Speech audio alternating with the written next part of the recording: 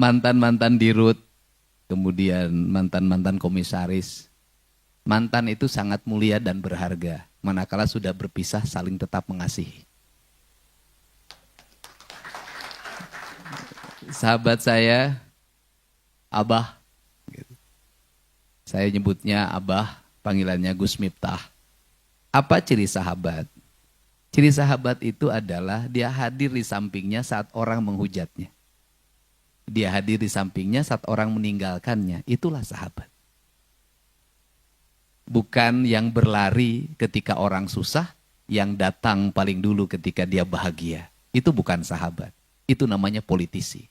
Apa sih sebenarnya yang ada dalam pikiran saya? Saya ini hidup tanpa perencanaan, tanpa buku, tanpa pulpen, tanpa iPhone, dan tanpa laptop. Seluruh apa yang ada dalam diri saya hanya letakkan di alam bawah sadar saya. Mungkin ini satu-satunya minisben di Indonesia. Karena saya meyakini bahwa manusia yang meletakkan kakinya di atas bumi dan meletakkan pikirannya di langit, maka dia akan berjalan dalam panduan. Berjalan panduan siapa yang memandu? Yang memandunya adalah sang pemilik semesta. Dan siapa yang memberikan tongkatnya? Yang diberikan tongkatnya adalah alam semesta. Alam semesta ini itu punya ornamen alamiah yang disebut dengan leluhur. Maka leluhur itu dalam orang Sunda disebutnya karuhun. Maka kalau Abah kan orang NU, Abah meletakkan para karuhun itu, leluhur itu dengan bahasa para aulia, para ambia, para wali. Kesananya para sahabat sama meletakkan pada leluhur. Sehingga negara-negara yang meletakkan dirinya pada tanah yang dipijaknya, pada air yang diminumnya, pada udara yang dihisapnya, pada matahari yang membakar dirinya, dan dia berpegang teguh pada leluhurnya, saya melihat seluruh negara itu maju. Cuman perbedaannya adalah meletakkan leluhur pada tradisi itu di kalangan kaum NU, kaum Nahdien, dan kami kaum tradisi, dan meletakkan kerangka leluhur dalam konstitusi. Maka yang meletakkan leluhur dalam konstitusi itu adalah Inggris, Prancis, Jerman, Australia, Jepang, dan negara baru sekarang yang menjadi raksasa dunia yang berani berdiri tegap di depan Trump adalah Tiongkok. Apa sih sebenarnya yang membuat majunya Tiongkok? Yang membuat majunya Tiongkok itu adalah ada seorang anak kandung ideologis komunis. Yang dia memiliki watak berpikir ideologis komunisnya luar biasa. Kemudian dia keluar dari cara berpikir umum, kemudian menekuni kapitalisme. Belajar berkeliling dunia, memahami kapitalisme. Dia tentunya awalnya dibenci. Tetapi kemudian dia berkata, sampai kiamat. Karena orang Tiongkok nggak percaya kiamat. Sampai kapanpun Tiongkok tidak akan mengalami kemajuan. Manakala mimbar-mimbar kita hanya diisi dengan bicara ideologi. Tapi tidak pernah bicara bagaimana strategi meraih kemajuan dan kekinian. Maka anak kandung itu melakukan perubahan cara berpikir Tiongkok dari komunisme, kemudian dikelola basic ideologinya, dikelola gotong royongnya, dikelola ketahanan mentalnya, dikelola ketahanan lingkungannya, kemudian menjadi raksasa dunia. Kapitalisme dibangun di atas komunisme. Bayangin. Bisnis Amerika dilakukan oleh individu. Individunya kemudian melahirkan pajak. Pajaknya untuk kesejahteraan. Dan dia bekerja secara individu. Kemudian negara membuat sistem kebebasan dia untuk berbisnis, berusaha. Tapi rambu-rambu etika dalam usahanya, etika dalam bisnis, etika dalam politiknya sangat kokoh. Lahirlah raksasa. Tetapi ini lebih cepat lagi. Pebisnis dibungkus dengan namanya BUMN, menggerakkan ekonomi negara, menguasai tanahnya, menguasai airnya, menguasai udaranya, menguasai sumber daya alamnya, kemudian di backup oleh militer, di backup oleh agen intelijen, menggerakkan ekonomi lokal negaranya, kemudian mengekspansi negara-negara lain. Bayangin, negara membackup sebuah bisnis, apa yang akan terjadi? Raksasa yang tidak mungkin dikalahkan. Nah, out of the box adalah sebuah proses berpikir untuk merubah paradigma. Saya tidak ngerti perbankan. Saya tidak ngerti komposisi anggaran. Baca buku APBD pun saya jarang. Apa yang membuat kita bangkrut? Menggunakan standarisasi pikiran dalam manajerial yang rumit. Dalam perbankan harus lulus ini, lulus ini, lulus ini, lulus ini. Sertifikat 7 truk tidak akan punya arti kalau rasa dan cintanya tidak ada. Buktinya BJB, hebat-hebat, lulus OJK, katipu dalam triliun. Apakah Jenderal Sudirman itu belajar ilmu militer sekolah di Amerika? Tidak. Apakah dia sekolah perang di Perancis? Tidak. Dia hanya seorang guru SMP Muhammadiyah. Apa yang membuat dia menang? Satu, dia berserah diri pada Allah. Yang kedua, berserah diri pada semesta. Maka dia bersatu dengan seluruh alamnya, maka alam menjadi petunjuk hidupnya. Maka ketika musuh datang, hujan pun turun. Jangan ngomong mistik, Pak. Enggak ada. Bagi saya semua hidup ini ilmiah. Jadi hubungan manusia dengan seluruh alam dan lingkungan itu akan melahirkan sebuah kekuatan besar. CCTV yang banyak tidak akan ada arti di kantor, Pak. Enggak, menurut saya. Saya ini orang yang sampai hari ini yang teknologi modern nggak pernah lihat CCTV, Pak. Ngapain, Pak? Apa CCTV yang paling tajam dalam diri kita? Rasa kita. Rasa kita bisa membaca ini karyawan bohong atau tidak. Rasa kita bisa membaca ini karyawan kemudian nyelipin uang atau tidak. Jujur atau tidak. Di mana rasa itu bagi seorang pemimpin? Ada pada mimpinya. Ada pada getaran hatinya. Untuk itu pemimpin itu beda. Karena pemimpin beda, maka pemimpin tidak boleh melakukan yang orang lain melakukan. Maka pemimpin harus melakukan yang orang lain tidak melakukan. Kalau sudah jadi pimpin, kalau nakal harus pilih-pilih. Jadi kalau Pak Dirut, nggak boleh lagi nakal sama karyawan, Pak. Kelasnya harus naik. Nggak boleh lagi, karena dia beda, Pak. Makanannya harus beda, minuman beda, cara berpuasa beda. Pemimpin, Pak, kalau Anda ingin bebas hidup kayak orang lain, jangan jadi pemimpin, karena pemimpin itu Brahmana. Dalam kaidah kebudayaan, Brahmana, Waisa, Satria, Sudra, itu bukan penggolongan manusia, tapi tingkatan manusia. Kata kaum Brahmana, ketika ada orang berjudi, biarin. Namanya juga sudra. Bukan dalam perspektif syariat ya, ini pandangan kebudayaan. Ya sudra itu kebahagiaannya itu, kupluk-kupluk dan gak gede dan gak merugikan negara. Nyambung ayam, sudra. Joget-joget di tempat gelap, itu sudra. Karena sudra itu memperoleh kebahagiaan secara material. Gitu loh, ganti-ganti istri itu sudra.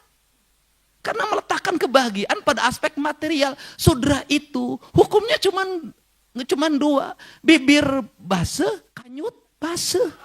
Sudra. Kalau sudra itu, ya begitu. Kalau sudra itu yang diomongin itu. Nah, sehingga kalau kaum Brahmana, dia sudah sejak kecil filosof, ketatanegaraan, minumnya beda, puasa Senin Kemis, enggak puasa Senin Kamis lagi kayak Gus Miftah. Karena kaum Brahmana tiap sehari puasa, sehari enggak. Udah beda kelasnya, makomnya beda.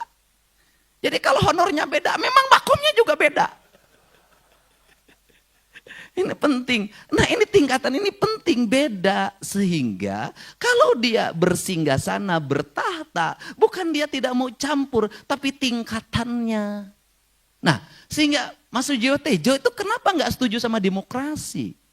Kenapa? Mas Dedi, demokrasi itu dipilih, kata dia. Nanti sudra jadi pemimpin. Jadi kalau sudra jadi pemimpin, yang diomonginnya bukan tata negara, bukan filsafat, bukan nambah istri, honor ditaikin, nggak puasa, makanan enak. Ini bahaya bagi negara.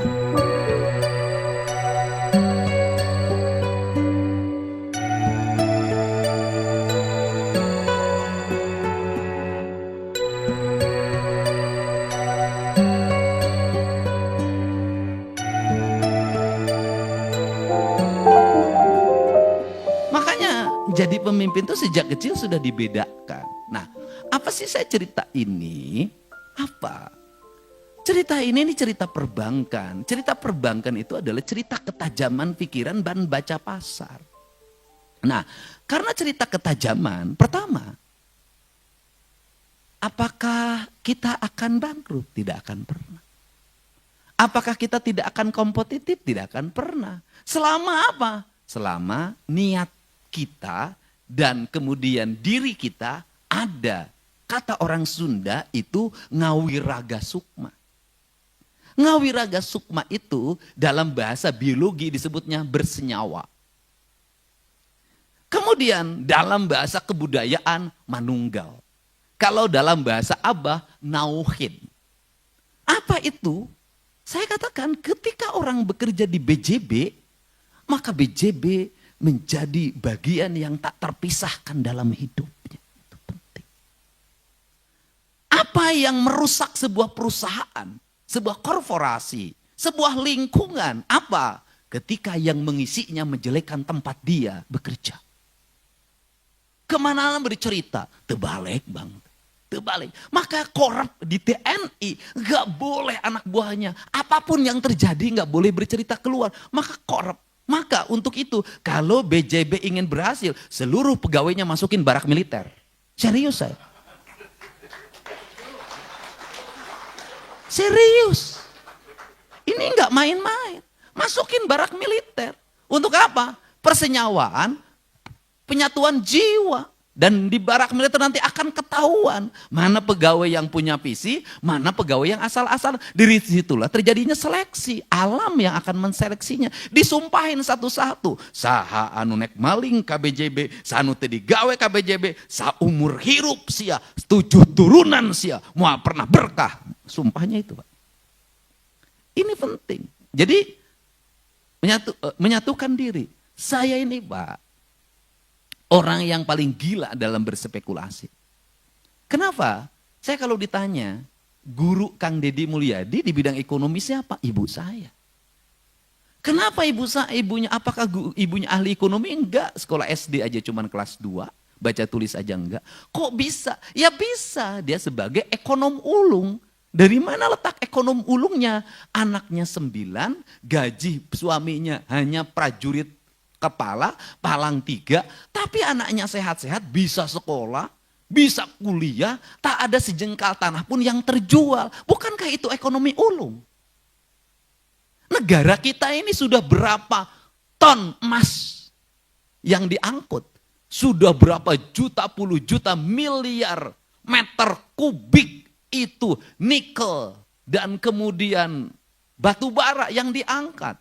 Sudah berapa puluh juta hektar hutan yang dibabat. Sudah berapa puluh miliar kubik pasir yang diangkat. Tapi kenapa hutangnya gede, kemakmurannya makin jauh? Padahal para menterinya dari dulu sampai sekarang lulusan terbaik. Kenapa? Satu hal, bekerjanya tidak menggunakan rasa dan hati. Pendekatannya outcome benefit. Sehingga saya ketika saya dulu, dan itu saya lakukan sekarang. Saya dulu ketika jadi bupati, yang saya tanya itu bukan pendapatan. Saya bilang ngapain ngomongin pendapatan. Pasti yang saya tanya belanja. Ini belanja duitnya dipakai apa? Maka saya lakukan sebelum sekarang jadi gubernur dan Pak Prabowo jadi presiden, saya 15 tahun yang lalu sudah membuat namanya realokasi. Ini apa, ini apa, ini apa, belanjanya untuk ini. Bagaimana percepatan agar belanjanya cepat? Saya bilang cepetin ini jalan, hibahin sama tentara yang ngerjain. Itu dari dulu saya. Kalau sudah belanjanya diperbaiki, maka saya ini Pak, ini barangkali satu-satunya pemimpin daerah yang dalam setiap tahun itu paling BJBK, paling gak suka zaman itu bupati saya. Kenapa? Di saat kabupaten lain silvanya 1 triliun, saya minus 3 juta. Dan saya analisis betul tiap hari. HP saya itu lihat, hari ini berapa belanjanya, hari ini berapa uang masuk. Saya tuh kalau nyusun APBD Pak, begini, saya bilang berapa jumlah anggaran pembangunannya, 600 miliar Pak. Oke, penurunan tender berapa? Rata-rata 10%. Oke, berarti 60 miliar masuk lagi pendapatan. Nggak boleh lagi ini uang yang silva ini masuk ke tahun depan. Kenapa? Rakyat sudah bayar pajak sekarang. Tahun ini harus muter lagi, harus muter lagi. Itu yang saya lakukan sehingga cepat. Nah, saya katakan ketika rakyat sudah bayar pajak, maka kita tidak boleh lama-lama nyimpen uang di tempat lain atau di bank, suruh muter terus, nggak boleh berhenti. Karena apa? Ini siklus mata rantai ekonomi yang tidak boleh berhenti. Ketika berhenti ada orang yang tidak bekerja, ketika berhenti ada orang yang tidak makan. Karena berhentinya siklus ekonomi ini melahirkan kemandegan ekonomi, kelesuan, maka duit harus muter, nggak boleh diam. Dia harus muter karena tugas uang itu berputar, bukan diam. Nah, saya membuat kebijakan itu. Nah, kemudian ini yang harus dilakukan oleh BJB. Tapi apa? Harus ada analisis. Analisis yang tertinggi dalam hidup kita ini apa? Rasa dan keteguhan. Keteguhan. Apa keteguhan? Sikap konsistensi kita, istiqomah kita dalam sebuah keputusan. Nah ini, dan kemudian nggak akan ada orang kayak saya itu sebenarnya. Saya kalau menyusun APBD yang sekarang belum berani, nanti saya bikin itu. Sekarang tuh kemarin maksud saya bikin minus 1 triliun, masih begini. Saya itu dulu bikin minus Pak. Kalau saya nyusun APBD, pendapatan asli berdasarkan analisis Kepala Badan Keuangan itu 1,2 triliun, maka saya menyusun 1,8 triliun, sudah real. Kenapa? Karena dari 1,2 saya yakin tidak semuanya akan dibelanjakan. Pasti ada selipnya, pasti ada langkah yang tersendatnya. Maka saya belanja 1,8. Kenapa? Yang 600 spekulasi saya. Untuk apa? Agar belanja pembangunannya cepat dikeluarkan. Belanja rutinnya tertahan. Kemudian apakah selalu tertutup dalam setiap tahun? Selalu tertutup. Rezekinya datang tanpa dikira. Ini penting. Nah, bagaimana agar rezeki datang tidak terkira? Maka belanjanya harus menjadi doanya orang lain. Bagaimana belanja menjadi doa? Belanja jalan jadi doa, belanja rumah sakit jadi doa, belanja rumah rakyat miskin jadi doa, belanja beasiswa orang-orang miskin jadi doa, belanja pembebasan rakyat miskin dari berobat jadi doa. Doa ini semua orang berdoa, mudah-mudahan pemerintah ini uangnya banyak. Kenapa? Uang yang kami terima cukup manfaat, menyelesaikan kemiskinan, menyelesaikan orang sakit, menyelesaikan rumah roboh. Dan kaum nyinyir pada waktu itu melihat saya bahwa uang di Pemda Purwakarta zaman itu tidak pernah habis dan tidak pernah berhenti membangun. Tank 3 Januari saya udah membangun. Akhirnya mereka berspekulasi, Pemda Purwakarta kaya karena bupatinya menikah dengan Nyi Ratu Kidul. Kalau saya digituin disengajain kalau saya. Saya bilang lebih baik nikah dengan Nyi Ratu Kidul melahirkan banyak uang daripada nikahin istri orang nanti digebukin. Ini, untuk itu apa sih yang dilakukan hari ini? Saya ngajak selama ini adalah ngajak BJB untuk membelanjakan uang-uang ini menjadi doanya orang. Maka disebutlah BJB peduli. BJB peduli kalau nanti ada misalnya ada tren baru adalah Bank Aing peduli, maka ini akan masuk dalam alam bawah sadar orang. Kalau dalam alam bawah sadar orang, maka saya yakin akan di tengah-tengah orang mulai menurunnya kepercayaan pada perbankan, ada ketakutan menyimpan uang disimpangkan, kemudian muncul bank sebagai oase di tengah gurun pasir dan dia menjadi sosok peduli, maka semua orang akan berbondong-bondong menyimpan di bank ini. Takin sendiri.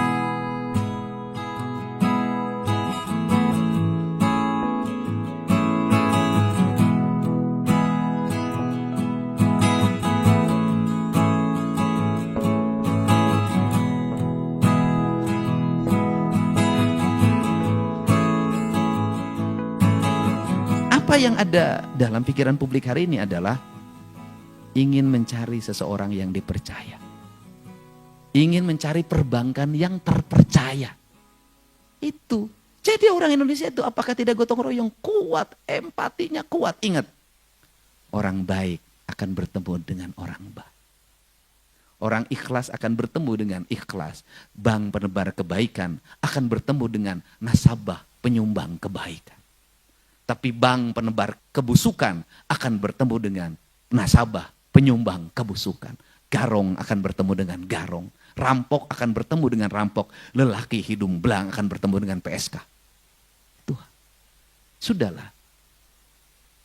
Tergantung kita ini berkumpul dengan siapa. Kalau kita senang berkumpul dengan mafia perbankan, dan kita menjadi direktur karena peran mafia perbankan, ya jangan pernah juga merasa sedih kalau banknya dirampok oleh mafia perbankan. Kenapa? Anda jadi direktur oleh perannya mafia, maka bank Anda diambil duitnya oleh mafia. Tapi kalau ini kan lahir bukan di tangan mafia, di tangan Prabu Siliwangi. Sudah.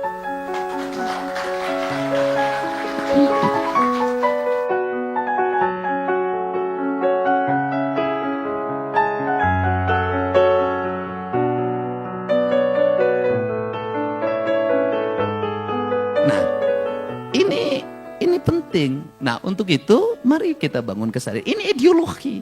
Kenapa bagi saya? Ini ideologi. Loh, nah di Indonesia ini nanti ada bank yang mampu menyelesaikan seluruh problem dirinya dalam waktu cepat, merecovery.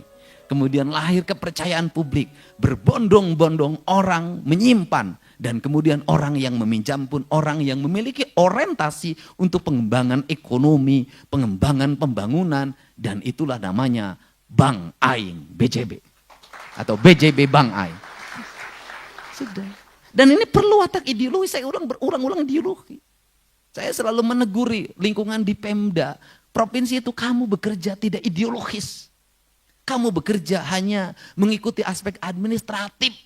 Enggak ada cinta apa yang kau kerjakan. Enggak ada rasa apa yang kau lakukan. Kau rugi di situ. Kenapa ruginya? Kamu tidak mendapat kebahagiaan dari apa yang kau lakukan. Hanya mendapat kelelahan. Tetapi lain kalau yang dengan cinta. Dia tidak akan pernah lelah. Karena cinta menghilangkan siang dan malam. Maka beruntunglah orang yang dalam setiap waktu dimabuk cinta. Karena dia akan lupa siang dan malam. Maka cintailah pekerjaanmu sebagai sendi utama dalam hidupmu. Enggak ada masalah, lupakan istri yang ada di rumah. Cintai Bang Jabar sepenuh hati. Karena istrimu tidak akan pernah lari selama engkau bekerja di Bang Jabar. Tetapi ketika engkau di PHK oleh Bang Jabar, maka istrimu akan lari ke tempat yang lain. Yakinlah itu. Ini penting. Dan yang paling suka terhadap ini adalah Dirut. Karena Dirut sering tidak pulang demi Bang Jabar. Dan Dirut sering lupa pada istrinya di rumah demi Bang Jabar. Karena di Bang Jabar jauh lebih muda dibanding yang di rumah. Ini penting Pak, ini penting, ini ideologi. Kan gitu. Nah untuk itu saya ucapkan terima kasih. Ini bank ini akan mengalami kemajuan Pak. Saya terus-terus saja membantu Pak. Saya barusan juga bertemu pegawai Pemda. Ini loh strategi kita, ini pembayaran itu saya bilang yang kira-kira terjadi. Kita meragukan, saya gini lah, belanja hibah itu yang sering kita ragu. Yang sering menimbulkan problem, saya katakan nanti jangan sekaligus, saya bilang bikin 30, 30, 40. Kenapa?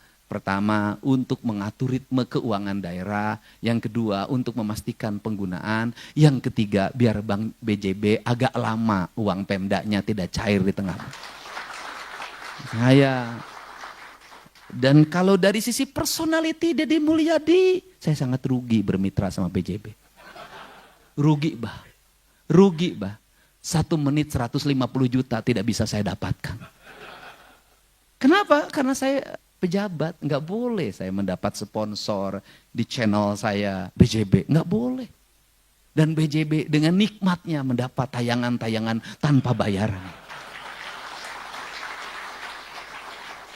Dan ini penting, kenapa? Udahlah, marketing yang terbaik hari ini adalah YouTube dan TikTok. Nggak ada yang bisa menyaingi hari ini. Mau pakai media apa Pak? Penontonnya udah nggak ada. Dan tayangan di media mainstream, di channel YouTube-nya itu ngambil dari tokoh-tokoh yang populer hari ini. Dari presiden, dari tokoh yang lain. Mungkin saya tokoh yang keberapa paling ujung. Itu yang mereka, ini Pak Helmi Yahya.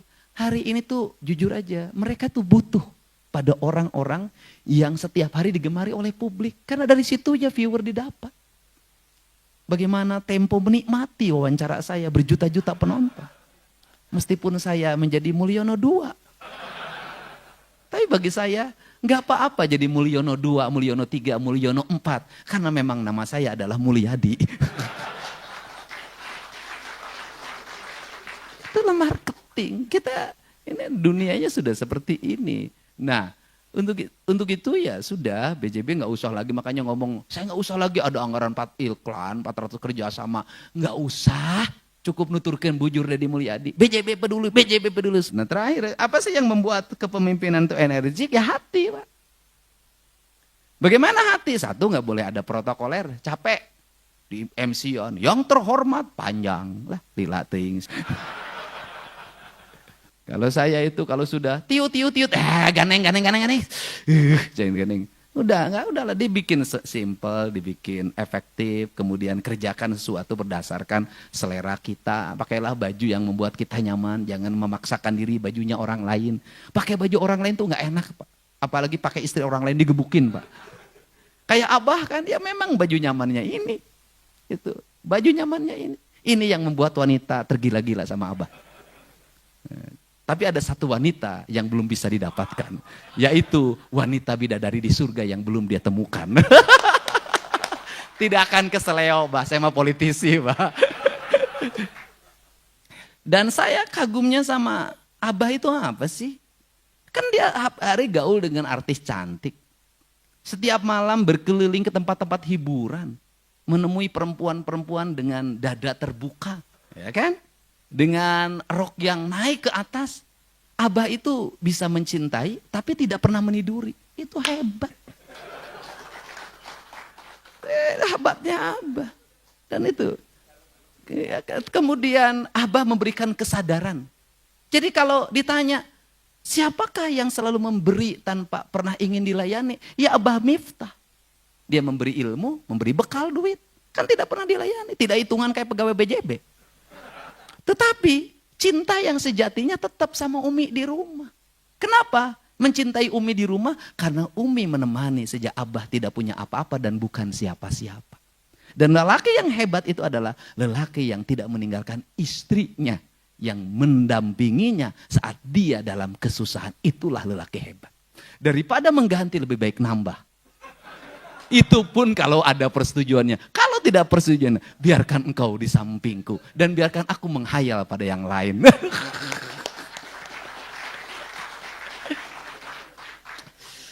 Tapi BJB gak usah transfer sama saya. Walaupun ceramahnya agak mirip-mirip Gus Miftah. Jadi ini yang buat ya sampaikan apa adanya, sampaikan ada dalam hati kita. Karena relung hati kita itu adalah perpustakaan abadi. Jadi perpustakaan abadi manusia itu adalah hatinya. Rasa dan cintanya itulah perpustakaan kita. Nah untuk itu saya ucapkan terima kasih. Selamat BJB Bang Aing. Semoga semakin peduli. Kalau PJB buka tabungan, maka tabungan BJB adalah tabungan kebaikan. Tabungan kebaikan. Semakin dekat dengan saya, semakin kenal dengan teman-teman saya, insya Allah nanti ratusan teman-teman saya akan nyimpan di BJB. Kalau satu orang nyimpannya 25 miliar kali 100, 2,5 triliun nyimpan di sini. Terima kasih Bang Helmi Yahya dan semua para anggota komisaris. Kita memiliki semangat. BJB, BJB, BJB. Terima kasih. BJB Bang Aing, BJB Nu Aing. Jawa Barat istimewa. Allahumma afiq ila aqwamit thoriq. Assalamualaikum warahmatullahi wabarakatuh.